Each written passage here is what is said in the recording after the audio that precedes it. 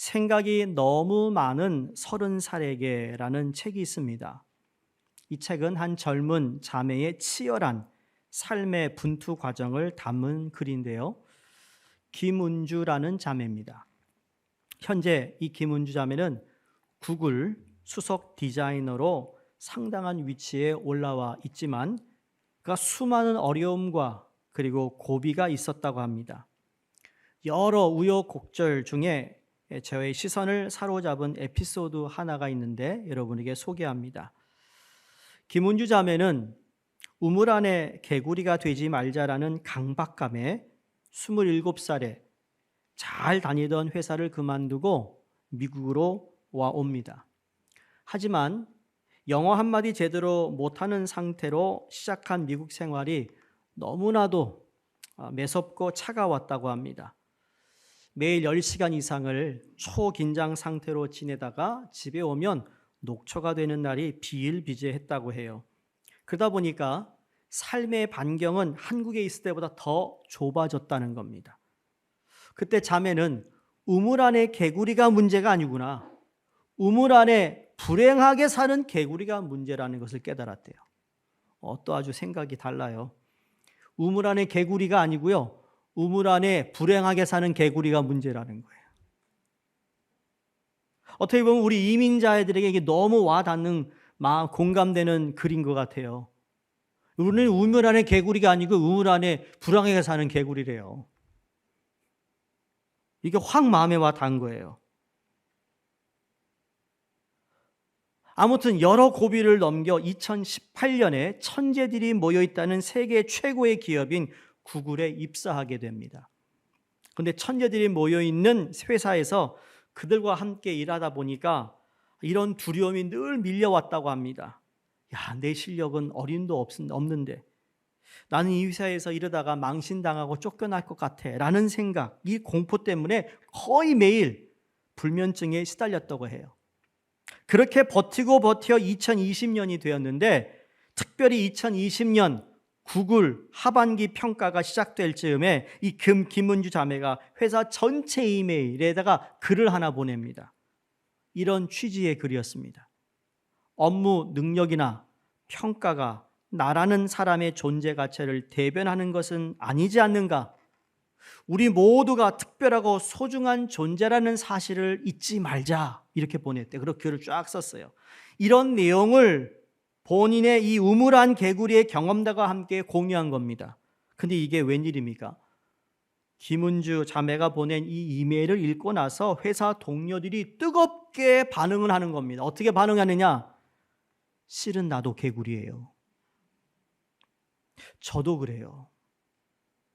내 실력으로 겨우 들어오긴 했는데 나보다 너무너무 뛰어난 사람이 많아가지고 나도 언젠가 이러다가 망신당하고 쫓겨나는 거 아닌가라는 생각을 하고 있어요. 그러면서 많은 사람들이 댓글을 부르기 시작하는데 소위 이 책은 개구리 커밍아웃이었대요.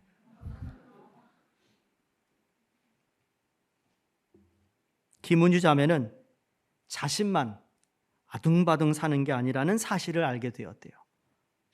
다들 똑똑하고 잘 나가 보이는 그들이었지만 실은 그들 역시도 숨죽인 채 상처받으며 싸우는 중이었음을 알게 되었다라는 겁니다. 이렇게 서로의 상황을 알게 되자 그것이 김은주 자매뿐 아니라 모든 동료에게 큰 위로가 되었다라는 거예요.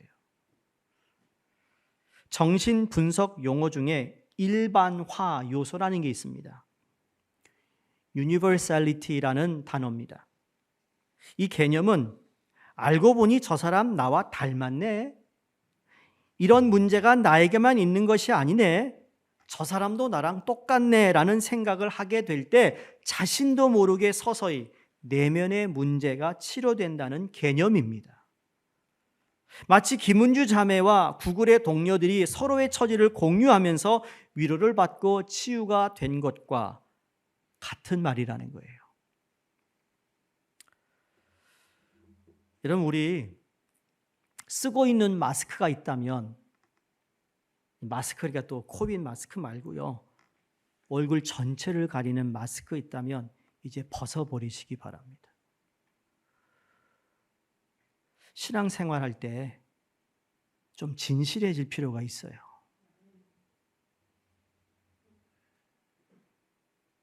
척척하지 말란 얘기예요. 다 부족해요. 여기 서 있는 목사도 부족한 게 얼마나 많은데요. 그걸 내가 가리려고 하면 제 명예 못 살아요. 왜? 저를 보는 눈이 더 많아요, 여러분. 교인 수백 명의 나를 봐야 되는데 내가 어디 그걸 피해 다니겠어요? 제가 제자반에 발을 좀 쩔뚝쩔뚝했더니 교인이 다 알아버렸어요. 그런 거예요. 그래서 다윗의 시가 생각났어요. 내가 어디가 수물이야? 저 산에 가도 수물이야? 물 밑에 가 수물이야? 숨을 데가 없어요. 다 알아내요. 성도님들, 이제 우리는 야곱이라는 한 인물의 인생 발자취를 따라가면서 위로를 받고 용기를 얻게 될 것입니다. 왜냐하면 야곱의 삶이 우리의 삶과 너무나도 비슷하기 때문이에요. 그래서 어쩌면 우리도 이렇게 생각할지 모르겠습니다. 야곱?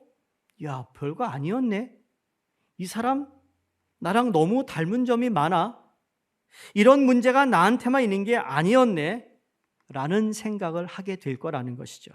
왜냐하면 여러분, 우리 야곱에 대해서 아브라함, 이삭, 야곱까지 너무 잘하잖아요. 근데 이 아내를 이렇게 들여다보면 형제간에 싸우는 불화한 야곱을 우리가 발견합니다. 속기도 잘하지만 속이기도 잘하는 이 교활한 야곱을 우리가 보게 됩니다. 경쟁에 이기기 위해서라면 수단과 방법을 가리지 않는 집요한 야곱을 보게 됩니다. 경쟁에서 이겨도 만족할 줄 모르는 야곱의 모습을 보면서 솔직히 우리 모두 부끄러운 속살들이 하나씩 드러나는 것 때문에 놀랄 수도 있습니다. 그동안 저희 여러분은 우리 안에 있는, 그렇죠? 이러한 야곱스러움에 대해서 사람들에게 들키지 않기 위해 꼭꼭 숨겨두었던 것이 있을 수 있습니다. 그런데 야곱의 발자취를 따라가다 보니까 실은 야곱의 이름이 우리의 이름이었어요. 야곱의 지극히 인간적인 모습이 실은 저희의 자화상이었음을 발견하게 된다는 거예요. 근데 감사한 것은 야곱의 발자취를 따라가다가 야곱을 절대 포기하지 아니하시는 집념의 하나님을 만나게 됩니다. 그래서 집요한 야곱이라면 하나님은 집요하게 야곱을 따라가고 있습니다. 쉽게 말하면 이 야곱은 집착하잖아요. 뭐에 집착했죠? 장자권에. 또 뭐에 집착했죠? 저 아름다운 여인과 결혼하겠다고 7년 일했어요. 근데 삼촌이 속여서 7년 또 일했어. 집착해요. 여러분, 7년 일해가지고 그 여인을 못 얻었는데 7년 또 일해가지고 여러분 얻을 사람 있으면 손 들어보라고 그래.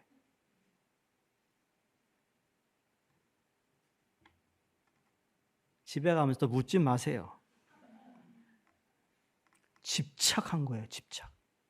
근데 하나님은요, 집요나 집착이 아니고요, 집념, 다시 말해 집중하고 계세요. 여러분, 이 시간에 하나님은 여러분에 집중하고 계시고 여러분의 삶 가운데 집중하시는 하나님이에요. 그 집중하고 있기 때문에 야곱을 끝까지 따라가신 거예요. 그 집중하고 계신 하나님과 나의 집중이 하나님과 만났을 때 여러분 그때 하나님의 역사가 일어나는 거거든요. 그러니까 야곱을 이스라엘로 변화시키기 위해 끊임없이 그를 추적해 오시는 하나님의 지독한 사랑을 만나게 되는 것입니다. 바로 거기서 야곱 같은 인생에서 희망을 보게 되듯 저와 여러분의 인생에도 그와 같은 희망을 보게 될 것을 기대하기 때문에 여러분, 이 올해 우리가 하는 전교인 캠페인은 정말 그 어느 때 캠페인보다 아는 야곱이지만 좀 더 깊이 들어가 저 야곱이 나였구나 라는 것을 발견할 뿐만 아니라 저런 야곱을 끝까지 추적해서 그 야곱에게 은혜를 주신 하나님을 만나기를 주의 이름으로 축원합니다. 여러분, 우리가 잘 아는 시편 23편 여호와는 나의 목자시니 내게 부족함이 없으리로다. 그러면서 여러분 마지막 6절이 어떻게 끝나는 줄 아세요? 이렇게 끝납니다. 내 평생의 선하심과 인자하심이 반드시 나를 따르리니 그랬습니다. 여기에 따르리니가 뭐냐면 바로 끝까지 야곱을 쫓아갔던, 영어로 pursuing God이에요.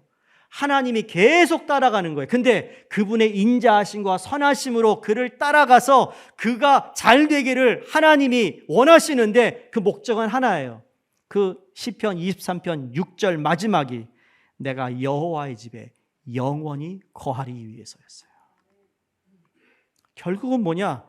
우리의 인생길을 가는데 여러분, 끝에 내가 어디로 골인하느냐가 중요한 거예요. 여러분, 다 신앙생활하고 다 교회 다닌다고 해서 다 골인한다? 그건 아무도 모르는 거예요.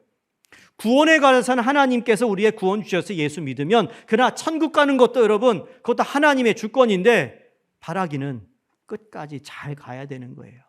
끝까지 우리 인도하시는 하나님의 말씀과 보호 안에 우리가 우리의 삶을 맡겨야 된다는 겁니다. 그래서 나를 향한 하나님의 사랑은 결코 나를 포기하지 않는 사랑이구나 라는 것을 깨닫게 되기를 바랍니다.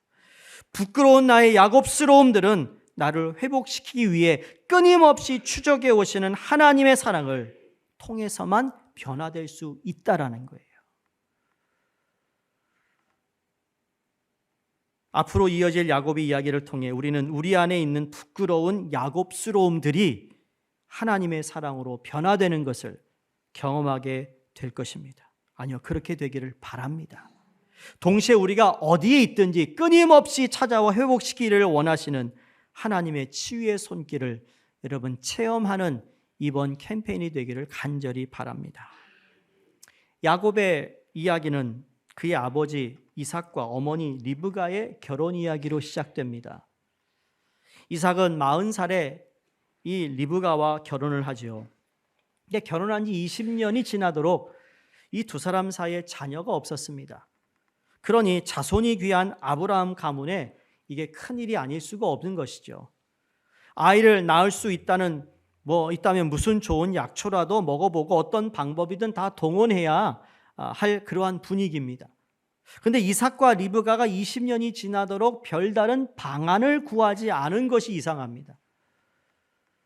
몰라 이삭이 자기 아버지 아브라함과 어머니 사라의 삶을 잘 알았기 때문인지 모르겠어요. 아시잖아요. 아브라함이 하나님 밑에 75세에 부름을 받습니다. 그리고 하나님이 아브라함과 약속을 하시면서, 근데 그 약속을 하시는데 그 약속이 25년 만에 성취가 되며 25년 만에 이삭이 태어납니다. 이렇게 본인의 출생 비밀을 알고 있어서 그런지 나도 아버지처럼 기다리면 자녀가 생기겠지라는 생각을 했었는지 모르겠어요. 그런데 여러분 아시잖아요. 결혼하지 않은 우리 미혼자들, 집에 가정에 모이면, 친척들 모이면 항상 뭐 물어요? 너 언제 시집 가니? 언제 결혼하니? 가지고 결혼했어. 결혼하면 또 무슨 얘기가 나오죠? 언제 얘기 나니? 야, 어디 갔더니 저기 어덜 데이케어 갔더니 말이야. 그 아무개 아저씨는 말이다. 손자 사진 보여주면서 남편 뭐 이런 얘기 하는데 나 갔다 올 때마다 화가 난다. 1년, 2년은 기다리고 5년까지는 기다리겠어요. 저도 모르겠어요. 5년은 기다려줄 것 같아. 네, 20년이 지났다는 거예요.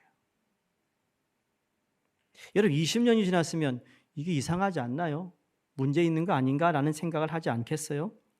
그래서 그런지 20년 후에 겨우 이제 이삭이 기도합니다. 창세기 25장 21절에 이삭이 그의 아내가 임신하지 못함으로 그를 위하여 여호와께 간구하매 여호와께서 그의 간구를 들으셨으므로 그의 아내 리브가가 임신하였더니, 아니 기도했으면 될 것 가지고 말이야 라는 생각이 들어요. 이 본문을 읽으면 이삭이 여호와께 간구하며 여호와께서 그의 간구를 들으셨다는 이 대목에서 질문하지 않을 수 없는 것이 뭐냐면, 아니 그럼 이삭은 결혼 후에 자녀를 놓고 기도하지 않았다는 말인가?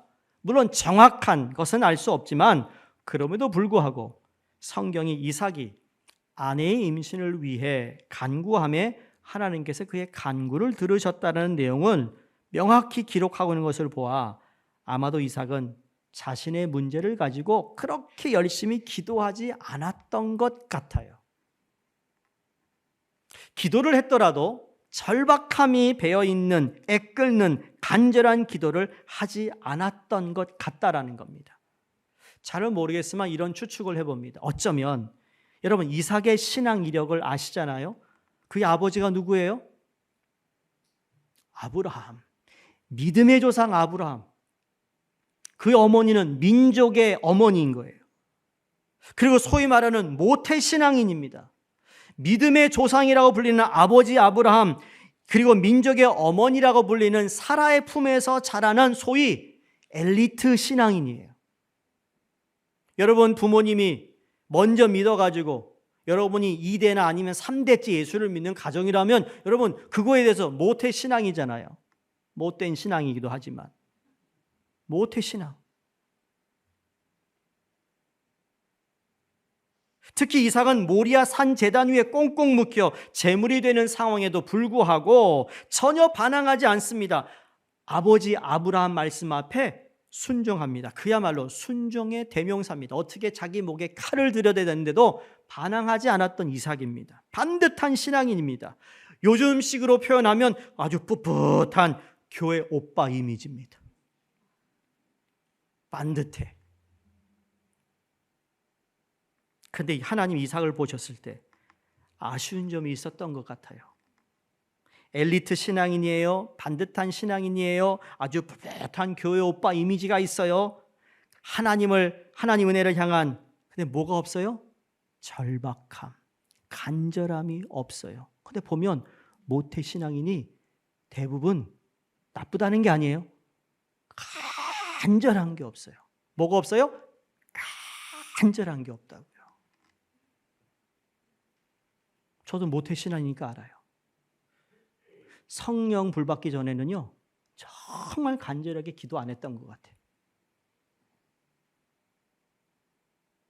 정말이지 아쉬운 것이라곤 하나 없는 유복한 환경에서 자라다 보니까 세련되고 반듯한 신앙인의 모습이 있었지만 삶의 문제를 놓고 하나님 앞에 나와 애끓는 마음으로 부르짖고 구하는 영적인 전투력이 없었던 것 같다라는 겁니다.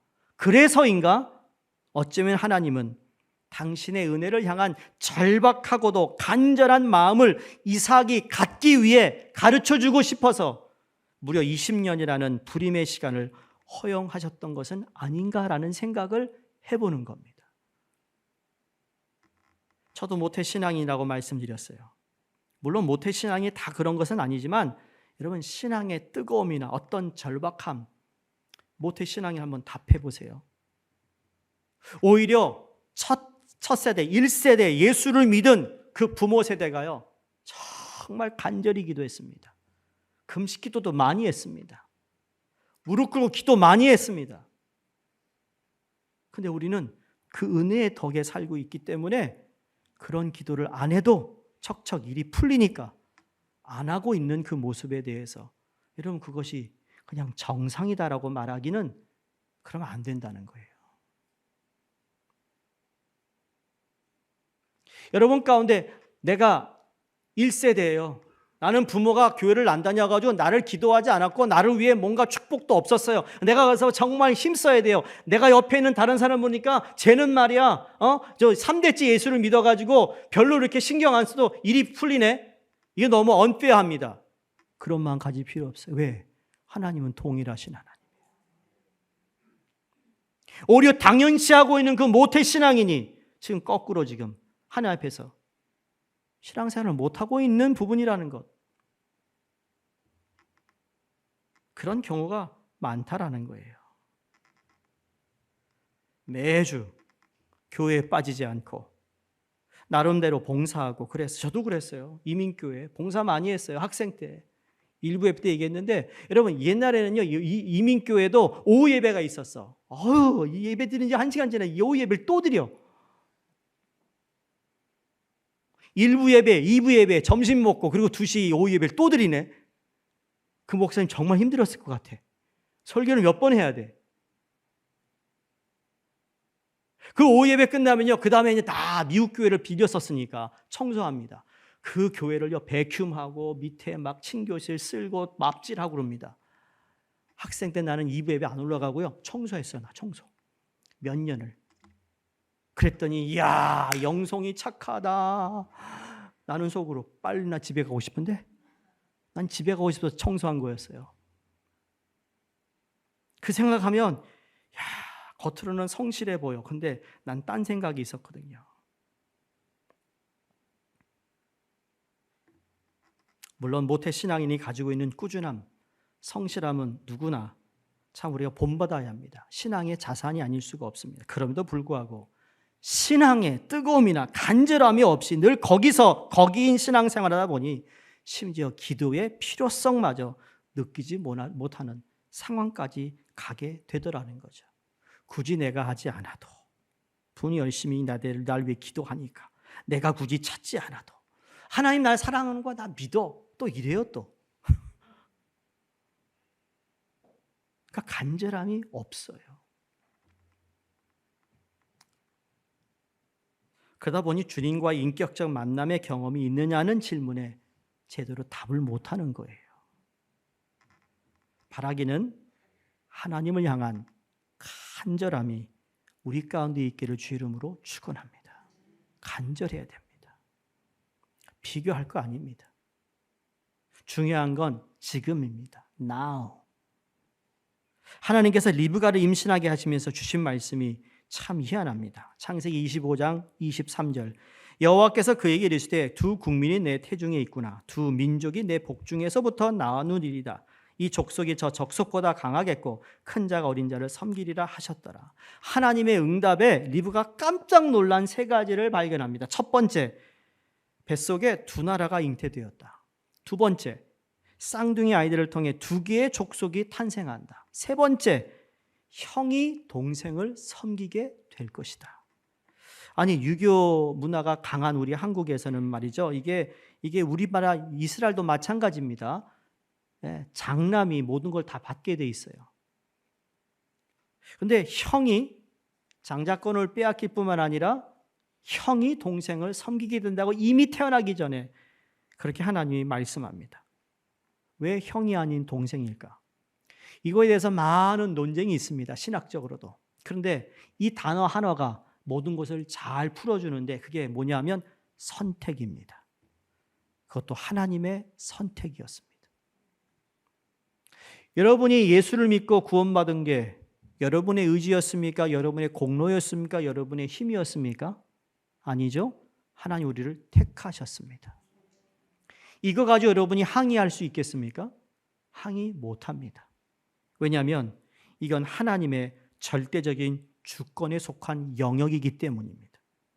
그렇기 때문에 하나님이 누구를 사랑하고 누구를 미워했다 해서 우리가 하나님을 향해 불의한 하나님이라고 말할 수 없다라는 겁니다. 사도 바울이 이걸 다시 명확히 우리에게 알려주는데 로마서 9장 10절 14절 이렇게 말합니다. 그뿐 아니라 또한 리브가가 우리 조상 이삭 한 사람으로 말미암아 임신하였는데 그 자식들이 아직 나지도 아니하고 무슨 선이나 악을 행하지 아니한 때에 택하심을 따라 되는 하나님의 뜻이 행위로 말미암지 않고 오직 부르시는 이로 말미암아 서게 하려 하사 리브가에게 이르시되 큰 자가 어린 자를 섬기리라 하셨나니 기록된 바 내가 야곱은 사랑하고 에서는 미워하였다 하신 것 같으니라. 그런즉 우리가 무슨 말을 하리요?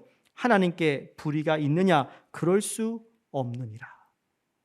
바울이 전하고자 하는 핵심은 선택이에요. 오직 우리를 부르신 분, 곧 선택하신 분의 절대 주권에 있다라는 사실입니다. 그렇기에 우리 인간이 이해할 수 없다고 해서 하나님을 향해 불공평하다 말할 수 없다라는 겁니다. 이런 차원에서 볼 때 하나님의 선택 교리를 받아들이기 위해서는 값없이 주어지는 하나님의 은혜를 체험해야 합니다. 내가 구원받아 하나님의 은혜를 체험했기 때문에 나 같은 자를 선택한 하나님에 대해서 내가 감사할 수 있습니다. 그 하나님을 향하여 우리는 정말 감사하고 또 감사할 수 있습니다. 왜? 값없이 주어지는 하나님의 체험을, 은혜를 내가 체험했기 때문이에요. 그건요, 우리의 이성을 뛰어넘는 겁니다. 왜 내게 이런 일이 벌어졌냐고요? 그럼 벌어지지 않은 일들은 하나님께서 다 보호하셨잖아요. 지금까지 다 하나님께 해결해 줬는데 지금 한두 가지 안 된 거 가지고 하나님 이럴 수 있냐고 말할 수 있습니까? 누가 불공평한 겁니까? 여러분 자식 낳았는데 잘 자라고 있죠? 그럼 병원 가보세요. 어린이 병원. 자식 잘 못 낳아가지고요. 얼마나 어려워하는 말. 세인트 주드 하스피털 여러분 커머셜 많이 나옵니다. 그 어린아이가 무슨 잘못이 있다고 어린아이가 암에 걸려가지고 그 사람이 무슨 얘기할 거예요? 일주일 여러분 큰 사고 없이 지냈습니다. 조금 무슨 아파가지고 다쳤어요.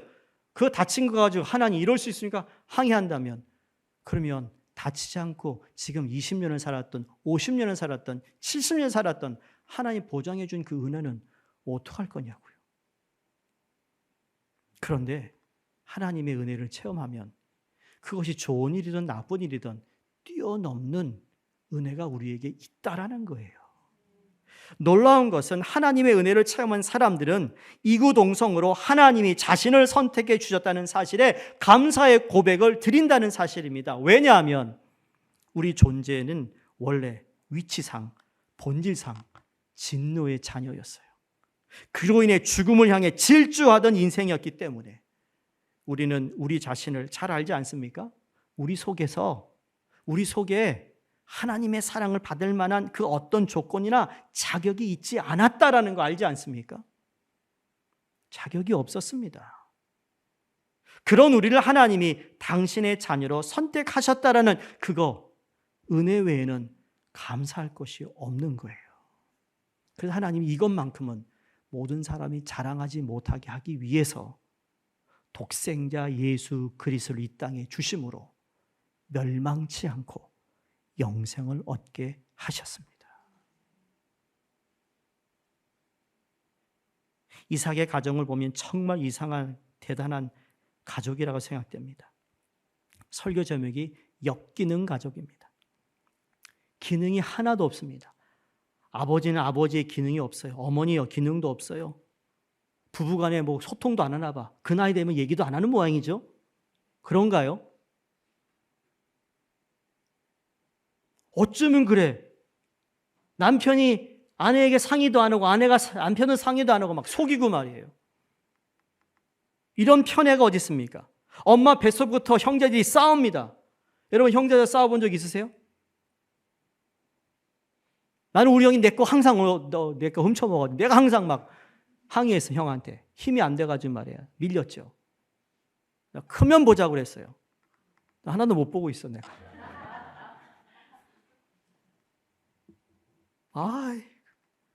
나를 얼마나 그냥 못 살게 구는지. 아버지는 큰 아들을 편애하고 어머니는 그 둘째 아들을 편애하고 일부에 물었으면 여러분 두 자녀가 있으면 두 아들이 있다든지 두 딸이 있으면 여러분 특별히 내가 좋아하는 애 있습니까? 없습니까? 없어요. 없어. 없는데 조금 요건 내가 조금 요만큼은 내가 조금 페이버를 주는 애가 있어. 없어요. 근데 요만큼은 주는 애가 있다고요. 그건 이해하죠. 이해해. 근데 지금 여기는 완전히 편을 가르고 있어요. 편을 가르는 걸 누가 알아요? 자식도 알고 있어요.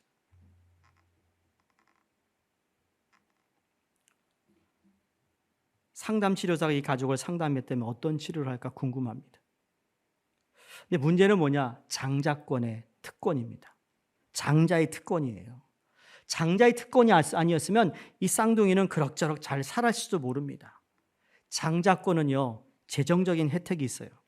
가문에서의 우월한 위치예요. 2배의 상속을 받아요. 그에 따른 모든 특전을 약속합니다. 근데 이거보다 더 중요한 게 있어요. 야곱이 이것을 가지고 싶었던 것이 있어요. 근데 본인은 몰랐지만 나중에 깨닫겠죠. 바로 아브라함의 후손 가운데 예수 그리스도를 통해 이 세상에 구원을 가져다 주는 언약이 자신에게 차지된다는 것을 야곱은 몰랐지만 그 장자의 특권에 포함되어 있었어요. 엮이는 가족이라고 불리던 이 집안 혼란스럽습니다. 그런데 더 놀라운 건 형의 장자권을 훔친 야곱. 어떻게 저런 인간을 하나님은 끝까지 은혜를 주시는 걸까? 의문을 제기하지 않을 수가 없습니다. 여러분 그런 마음 들 때 있잖아요. 야, 또 저 사람에게 저런 복이 가지? 이런 얘기 하잖아요, 가끔. 그러니까 우리가 다 이해할 수 없는 하나님의 선택인데, 하나님이 야곱을 선택하셨다는 것, 하나님이 이 야곱이 야곱됨에도 불구하고 그를 사용하신다는 거예요, 이게. 근데 엄연히 말하면 우리도 하나님의 은혜를 받을 만한 자격이 안 됐는데 우리를 부르셨어요. 지금도 주님은 우리를 하나님을 위해, 그 나라를 위해 우리를 사용하고 있다는 걸 보면 너무나도 감사한 거 아니냐는 거예요.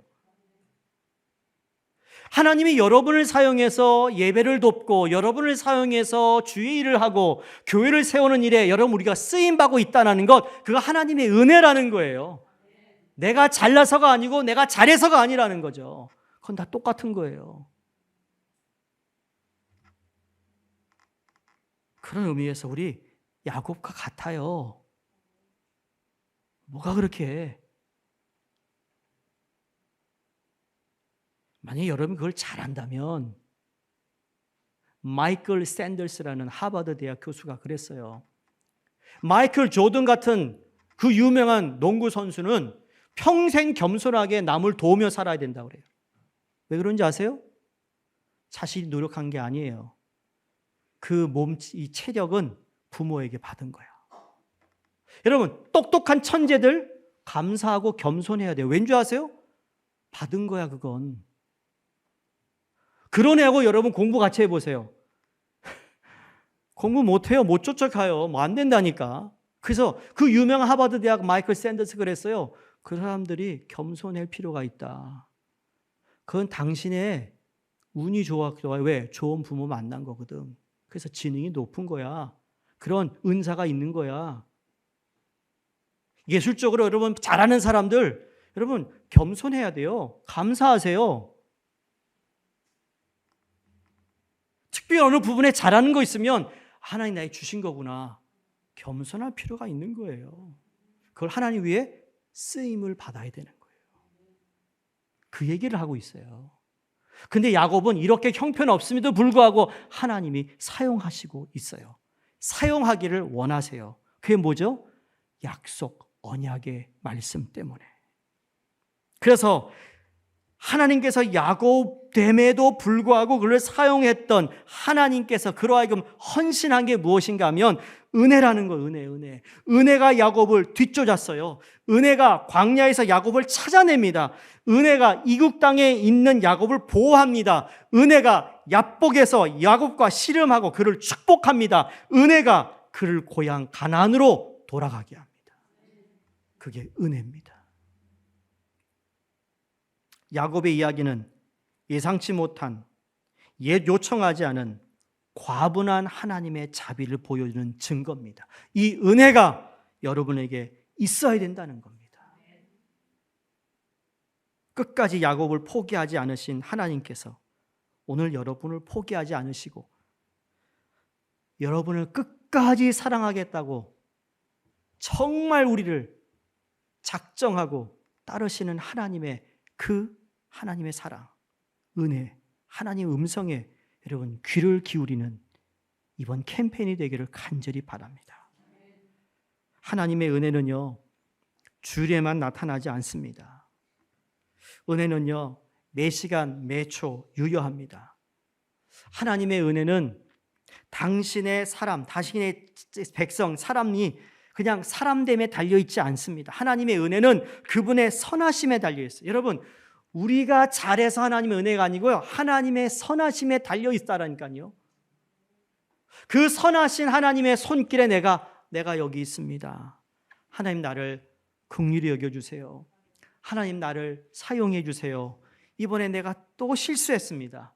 내가 또 언행에, 내 삶에 하나님 본이 되지 못하는 그러한 삶을 내가 살았네요. 하나님 용서하세요. 하나님의 선하심으로 나를 다시 품어주세요. 그런 마음이 우리에게 있을 때 하나님은 우리가 예상하지 못한 더 놀랍고 풍성한 것으로 우리를 인도해 주실 거라는 거죠.